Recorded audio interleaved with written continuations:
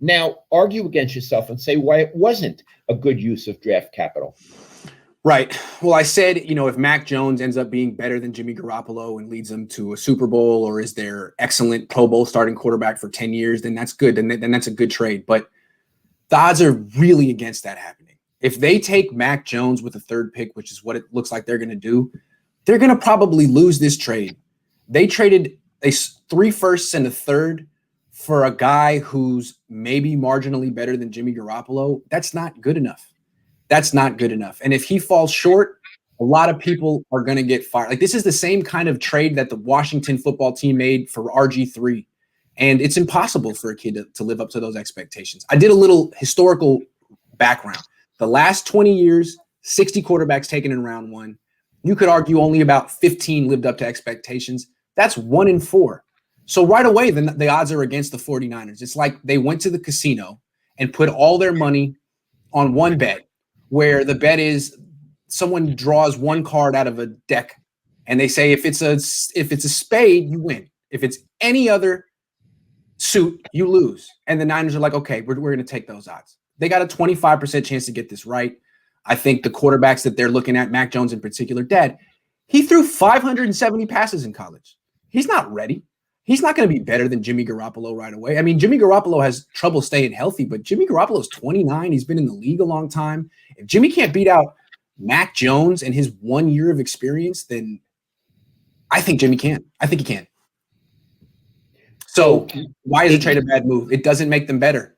It doesn't make them better. They're going to lose this trade, and Miami's going to end up looking smart. Okay, let's go a little further with this. So whoever they're going to get, Mac Jones or whoever they're going to get, is not going to be a game changer. No. It's not necessarily going to be a game changer for them. No. And what you're saying is they've given up a lot to get not a game changer on this side of the argument. Yes. A further result of that is they've bankrupted themselves. Right. They've given up first-round picks. What years? They swapped this year and then next year and the year after. So they don't have another first-round pick until 2024. Now, they may get one, but the point is they've given up a lot for someone who's unproven and who may not be an improvement over Jimmy. That seems, according to this side of the argument, a sort of like a Jed York move. I'm not saying Jed, but Jed always acts impulsively and too soon. And in fact, on the press conference that we forced them to have, Lynch did say that, I'm paraphrasing, but essentially he said, we acted impulsively, we moved up quickly, essentially we jumped the gun because we thought there was going to be a good result. But maybe there's not going to be a good result.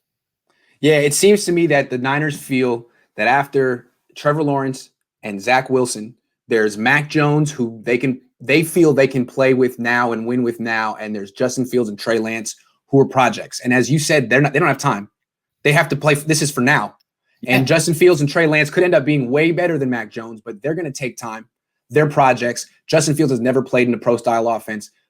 Trey Lance threw 300 passes in college. They're going to need time. So I think what they're doing is they're taking the quarterback they think will have the most success right away.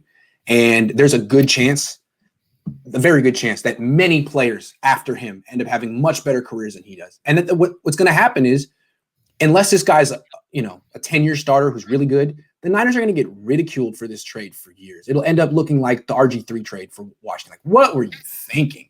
Trading all that for the number 3 pick, not the number 1 pick, not the number 2 pick, but the number 3 pick. And I can't emphasize enough, and people may disagree with me, but I can't emphasize this enough.